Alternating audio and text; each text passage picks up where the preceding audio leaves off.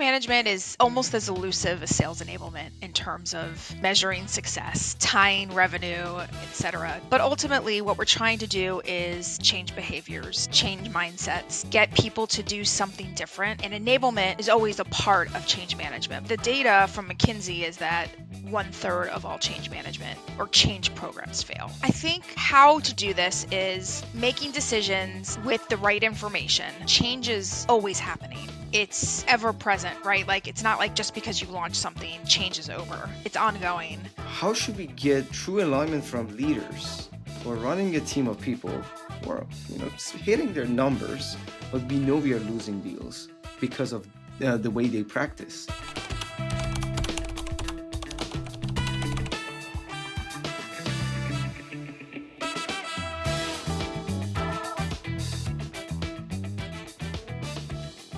Hey, Dina, pleasure having you on. How are you? Thanks, Michael. I'm doing great. Thank you.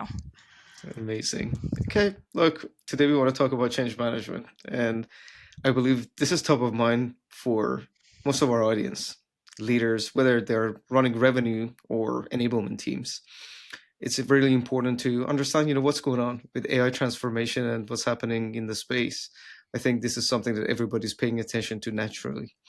Before we get started, I want to get to know you a little bit better. Why don't you tell us about your background and what you're working on these days? Sure.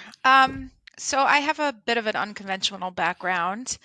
This is my second career. I used to be a university professor and did a lot of learning and development projects and ended up moving into sales enablement by chance, just a very lucky lunch that I had with an EVP of sales, and started solving problems around new hire onboarding and sales training, and then moved into sort of owning the entirety of sort of the sales enablement role. I've been doing this for about 11 years and have worked at a variety of really great organizations, and I'm currently at Amazon Web Services, which has been a lot of fun, very challenging, but in a great way, and was in a role for 3.5 years where I was leading or on a small team. We were leading field enablement for AWS support, and now I'm shifted ever so slightly to more of a change management role for some product launches that we have coming out. Amazing. All right, so let's just get into it. Tell me Yes, about let's. change management. Oh What my is it? gosh. Change management is almost as elusive as sales enablement in terms of measuring success, tying revenue, etc. to it. But ultimately, what we're trying to do is change behaviors, change mindsets, get people to do something different. And enablement is always a part of change management. But there's and actually most enablers do change management. It's just whether it's the centerpiece of their job or if it's something that they just do on the side because they have to. So if you're rolling out a new product or you have a new tool or a new CRM system, right? You have to get people to give up their old ways and to move to the new way of thinking. So that really goes through a variety of stages that you need to build strategies around and plans around. It starts with gaining clarity around why change. It's no different than you're selling, right, to your audience or to a customer. So why the shift? What's the problem at hand? What's the current state and what's the future state? And getting that kind of clear vision is not easy, but it's a really big piece of it. And working with your leadership, at least that's what I've done, is work with leadership to kind of get that vision of why we are moving from one place to another, right? The next piece, and there are lots of models for this, by the way, frameworks. I'm using the one that we generally use where I work, but the next piece is alignment. So how do you then get people to buy in to your new vision, right? So first gaining clarity, second is gaining alignment. So in this stage, it's basically about working with leadership, particularly managers, to get them aligned and move toward that new vision. So taking that clarity stage where you've mapped out your vision, your future state, and really starting to align that with those who can influence others, right? Those who manage people. And there are a lot of changes that that take place that might affect people's work, right? That might affect the way they work, right? The way they do business, the way a salesperson looks for information, right?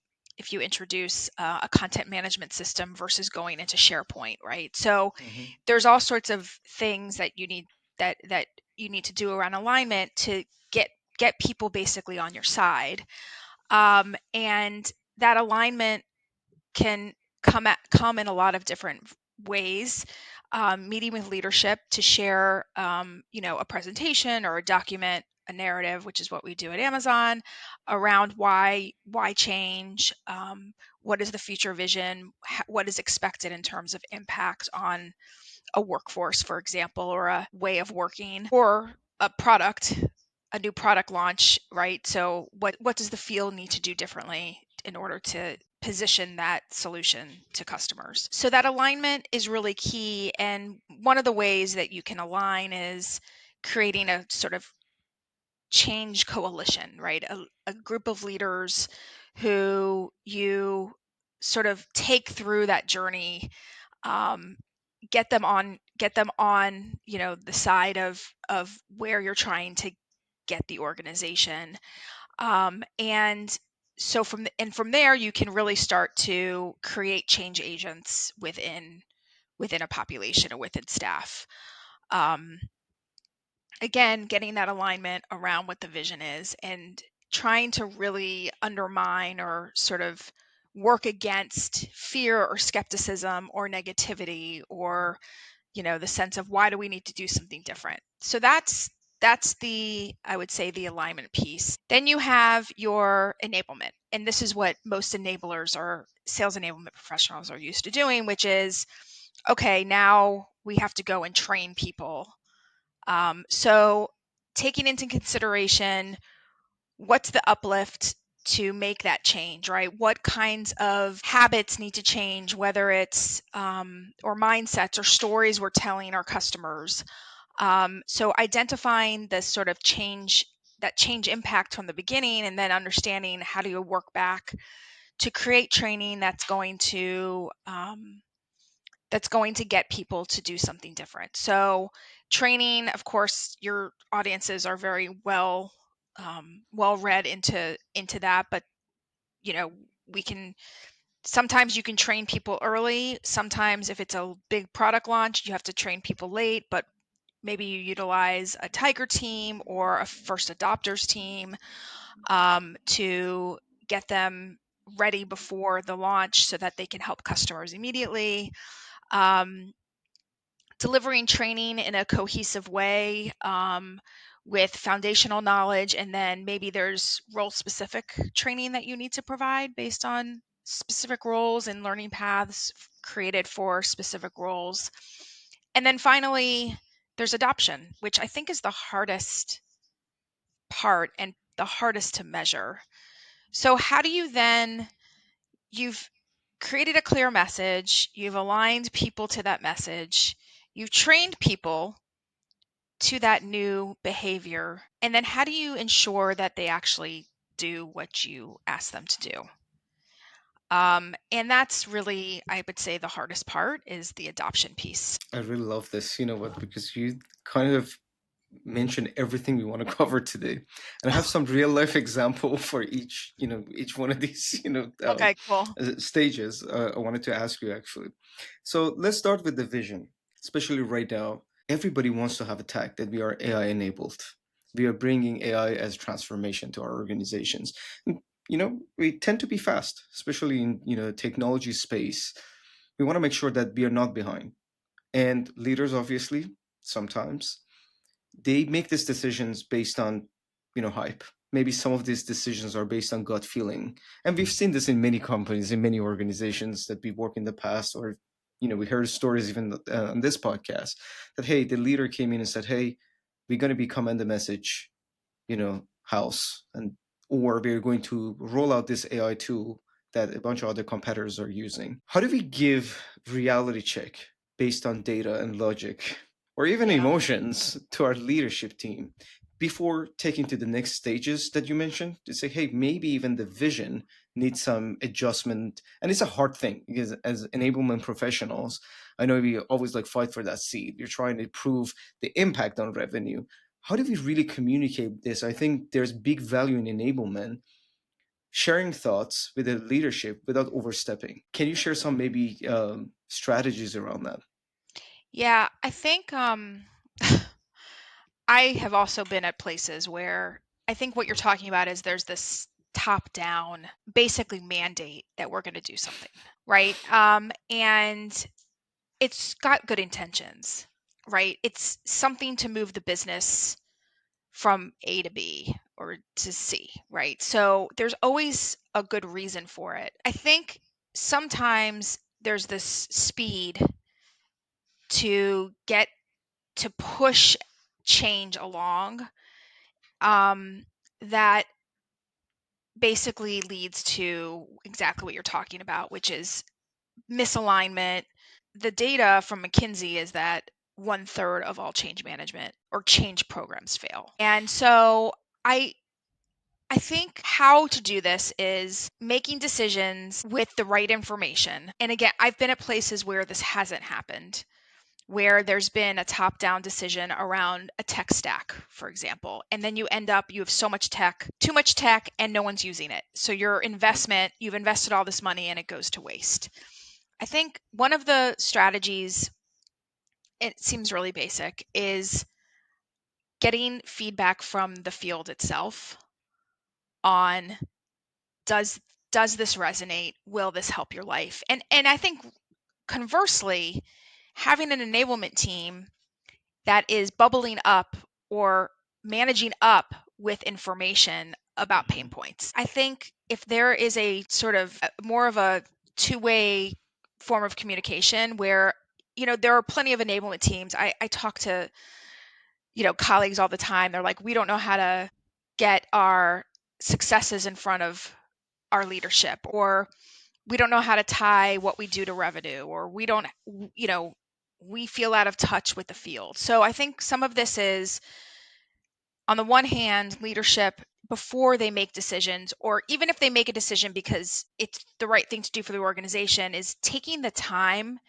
to gain alignment, taking the time to say, okay, this change is going to happen. Now let's work across the organization cross functionally to get everybody on board by creating a very good case for change. Um, so I think often the alignment piece is skipped, right? So it goes, um, it may not even be clarity. I think maybe clarity and alignment are skipped, right? It's just like, there's this change that's going to happen. Now go train to it, right? And we often as enablers don't have time to do the stuff the stuff at the beginning that actually sets the stage for success. And again, I have been through that as in my own experience of, a decision made that that an organization was going to adopt a sales methodology, hadn't been aligned with marketing, which of course you need marketing on board with the sales methodology, hadn't been aligned with sales leadership, right? And you go to train and everyone's like, it's a half-hearted, you receive the information half-heartedly and nobody's reinforcing to drive adoption. So I think on the one hand, sales enablement teams can work to communicate much better to leadership about what they see in the field as key problems that they need, that the organization needs to solve for. And I think conversely, leaders need to take the time to build change management programs around that have clear vision, that create alignment, deliver training, and drive adoption. You know what I love about what you said, Dina, is is the fact that many times we don't pay attention to people who are going to be impacted more than anyone Yeah. else inside the organization. Let's lower the methodology. Let's buy a new, AI tool. Let's, I don't know, change the way we are approaching certain ICPs. who's going to apply this? The frontline individual performers, and then one layer up, you got their managers, right? So I really like the fact that you said, look, we need to start from the bottom actually, and gather this information Yeah. and give reality check to leaders. And sometimes, look, I know it's hard. Again, when you have a CRO, or they are super again assertive about their decisions. This is how things go. They're leading a Right. large sales organization, and it's really difficult to challenge them. But I always think about it like as a good seller. Maybe you have a difficult customer who really wants what you have, but are you skilled enough, and are you ready to basically challenge some of their thoughts, because they might actually look at the problem in a wrong angle, and doing that skillfully, it's something really really difficult. Okay. Now, just imagine the vision is clear. You give reality check to the, the reality check to the leadership team that, hey, this is what's happening, on the field. Let's look at it, change it a little bit differently. Now it's time to get alignment. Speaking of sales, this is something that I always like. Now I notice a lot again working with people, hearing from other professionals, is that you get frontline leaders who are stretched thin with tasks and things that need to take care of on a day-to-day basis. So now we introduced a new thing. This thing Yeah. could be a tool, it could be a process, it could be anything. And the expectation is that we get their alignment. I want to talk about the real case, that Mm. I recently actually, faced. CRO said we need to roll out, let's say, this new tool. VP of enablement, no problem. Seems like, again, the problem does exist inside the organization. So now I'm going to communicate with the sales leaders to get alignment on reinforcing, some of these, practices that we run as enablement team, right? Sales leaders are not available. They never show to the meeting. They're not trained on it. They're not, bought in. CRO is mad at, again, enablement. This was an initiative that got us started with enablement. How should we fix this misalignments? Like, how Mm. should we even communicate with the CRO to get some support? Because at the end of the day, frontline leaders might not, accept something directly from enablement, or maybe they Right. do. So I want to hear your perspective. How we Yeah. could do this better. Yeah. I mean, I'm in the process of trying to figure this out, so I'm not gonna say that I'm the end all, the be all. Um, I think there are a couple of things. The CRO needs to sponsor the vision. The vision needs to solve for something that is painful to the person who's being impacted. Like that they're solving something that is painful for the person who's being impacted, right? So there's got to be a what's in it for me something Mhm. here. So in that scenario that you're talking about, the what's in it for me, how are we delivering something better to our customers? How are we saving time for our sales reps? How are we making them more productive? How are we going to win more deals?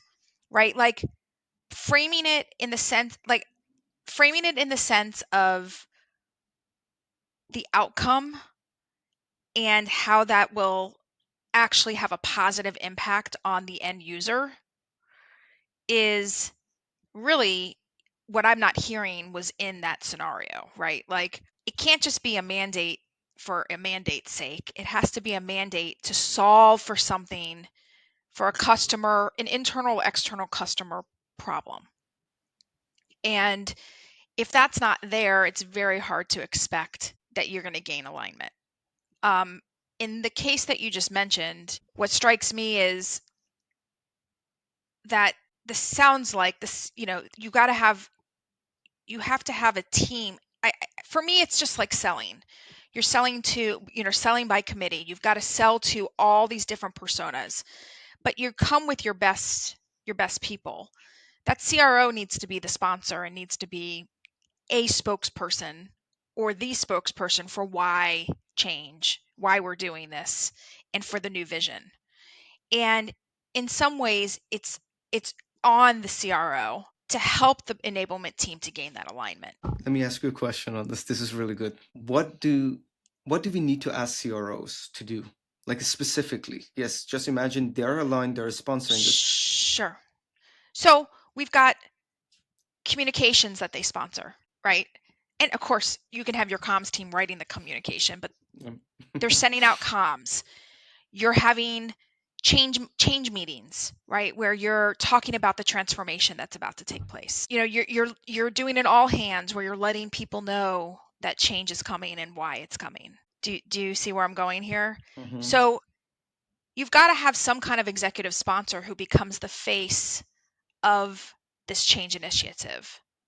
And that could be the VP of enablement too, but ultimately there's got to be somebody who has a lot of influence, who has the relationships, who's able to articulate very clearly the why and how, and what's in it for the person who will be impacted by the change. And so I can see, there are a variety of ways in which that sponsor needs to show up. It can't just be handed over to enablement and say, now go do this, right? Enablement then has to work with sales leadership. And the CRO should help to align sales leadership to that vision, right? The CRO has that relationship with sales leadership, with VPs of sales, alongside the VP of enablement.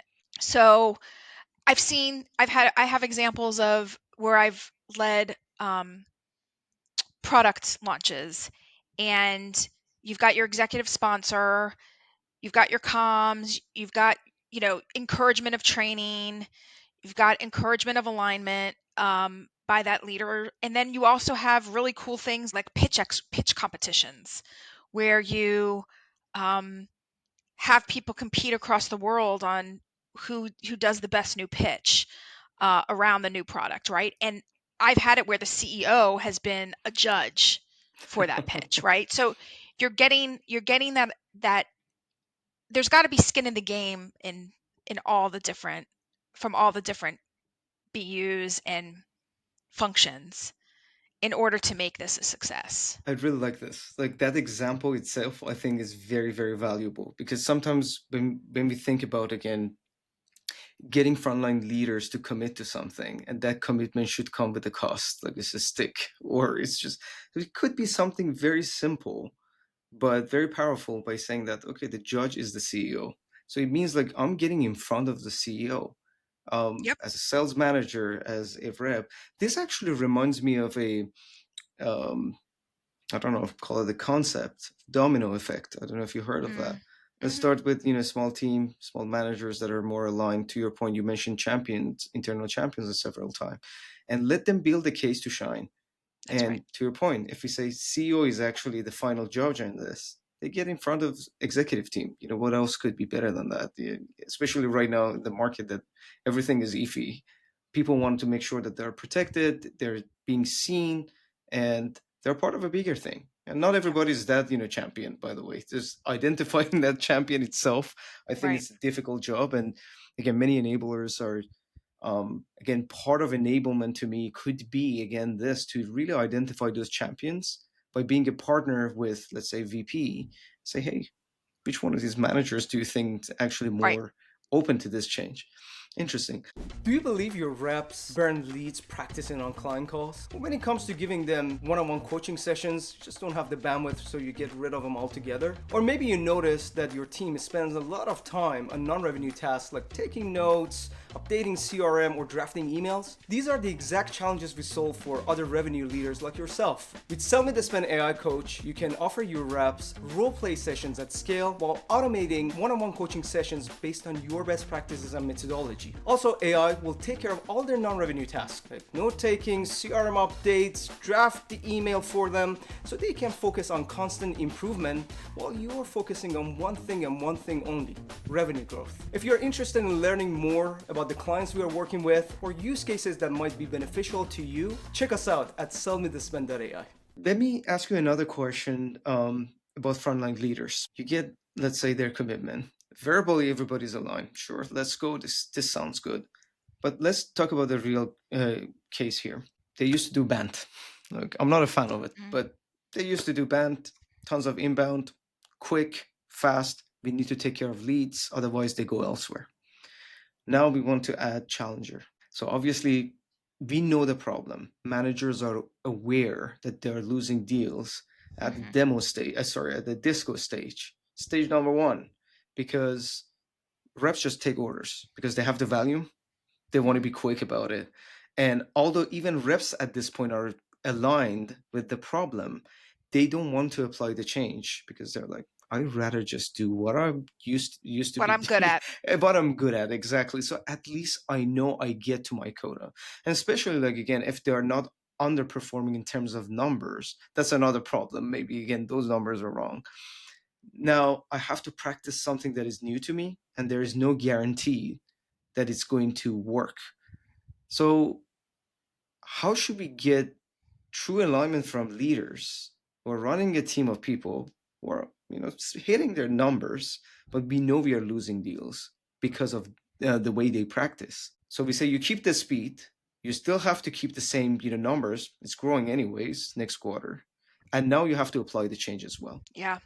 So I've done this elsewhere, where you have people opt in to a program.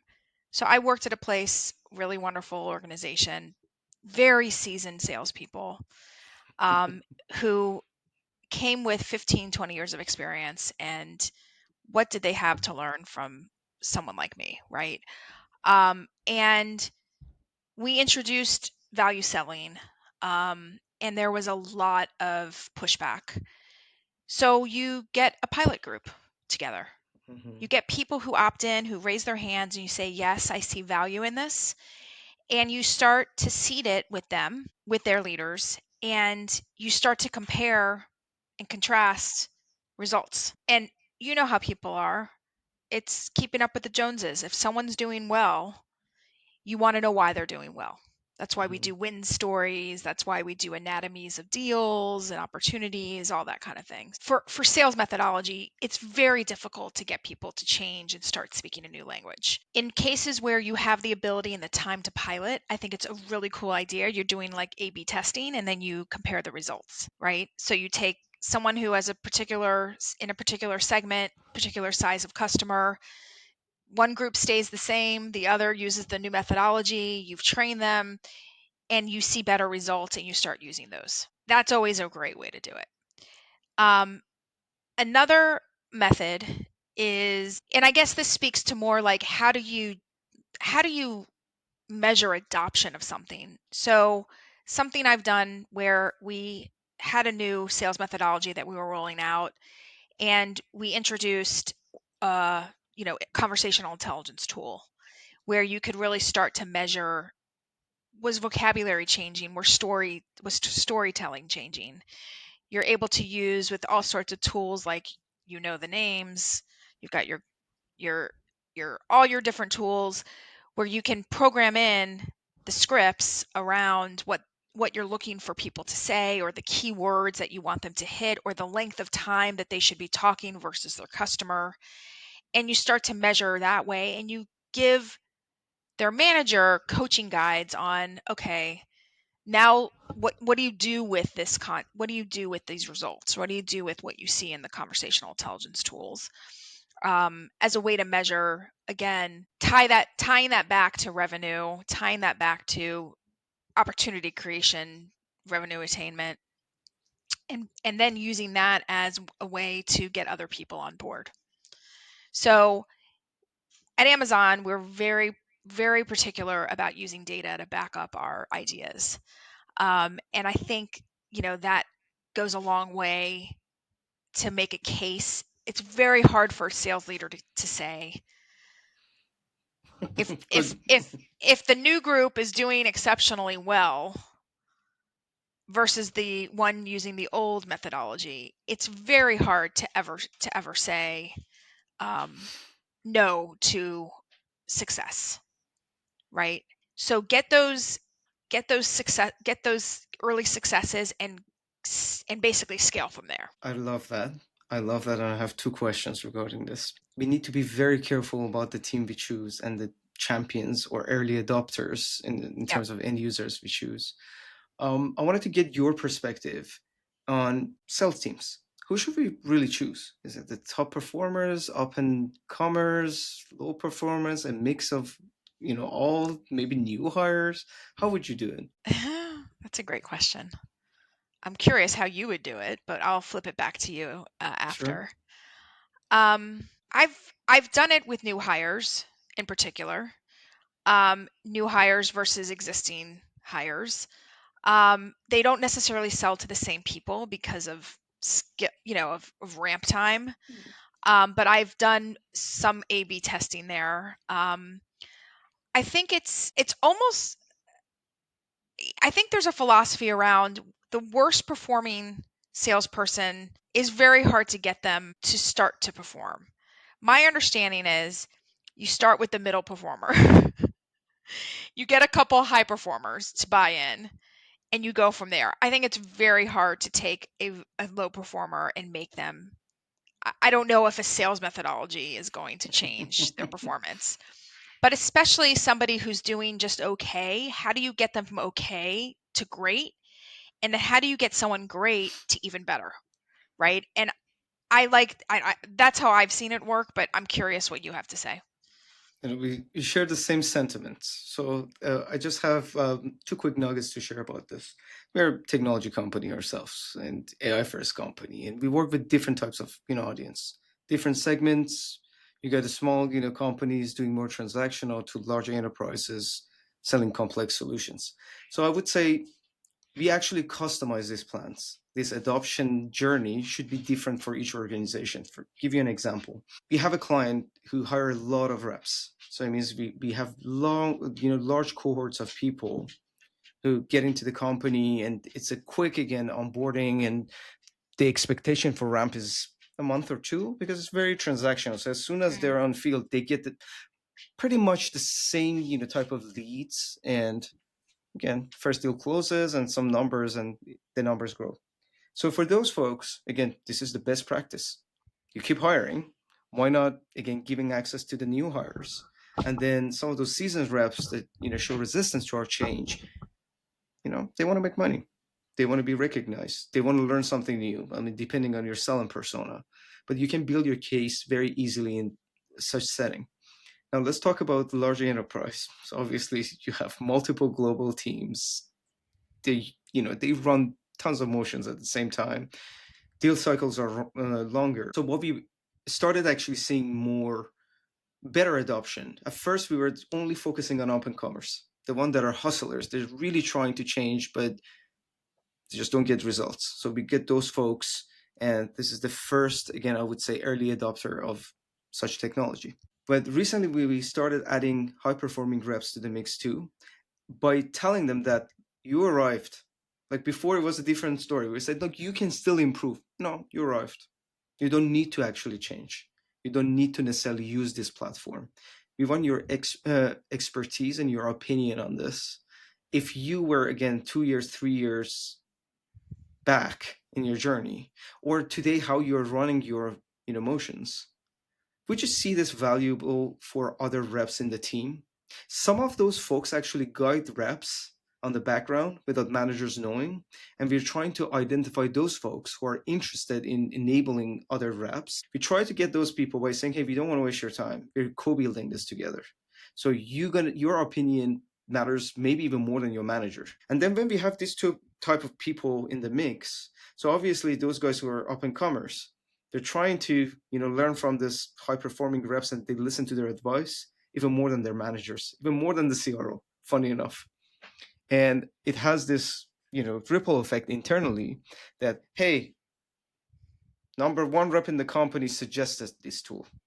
Hey, this guy's now got yep. some result that we can measure. Now let's just roll it out to everyone.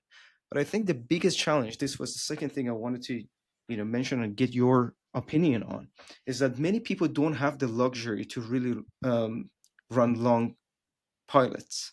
So they come in, it's 2 weeks, it's 4 weeks, some cases even 2 3 months, but you don't get really like meaningful numbers, especially around new tools, because you know how it Right. goes. It takes time to see that behavior change. If Right. someone is used to selling in certain way for 5 years, first step is just to unlearn that behavior and then show them the new behavior, and through practice, through again training and reinforcement, over time they get better and better and better. What should we do again if we don't have that time? if we don't have that luxury to run long pilots? If we're talking about a new sales methodology, like your initial example, you're going to have people who just simply won't adopt it. And I think even though it's been launched, you still have time. You're still going to have plenty of data that you can use to win people over. Change is always happening. It's ever present, right? Like it's not like just because you launch something, change is over, right? It's ongoing. It's just the beginning of it. Exactly. And it really is one of these things that it it happens just one person at a time. Like people have to go through their own metamorphosis around that change, right? Some people are going to be really adept to it and are going to adapt really well. Others are going to be very resistant. So I think that there's always time. You can, even though you can't do a pilot, you can think of your change management in phases, right? Mhm. And you can continue. I think you can iterate on that process as you even post launch, right? And by the way, maybe it doesn't go well, Mhm. and you have to go back to the drawing board and redo. Like that's very possible. We all make mistakes, right? We miscalculate, Mhm. whatever it might be. There are a lot of factors. Um, I don't think that that's abnormal, and I think because it's always evolving, you have more of you have an opportunity to tweak, and you have an opportunity to retweak and go back and kind of. I mean, I've done relaunches. I've launched something, it didn't succeed, and I've relaunched it at a better time, right? Like Mhm. sometimes the timing is off. This is really, really interesting, and I think it's a reality check for some of the folks that are watching this. Is that if you are at a company that does not have this mindset of reiteration, and you cannot get alignment with the senior leadership, that some things might actually go wrong. There is no guarantee in anything in life, I would say. Like we have this, I don't know, image in our head that we are in control because we have all the data, because we got all Right. the conversations going. Everything is going to go with plan. Month one, month two, month five. This is what we're going to see in terms of change. But what if it doesn't happen?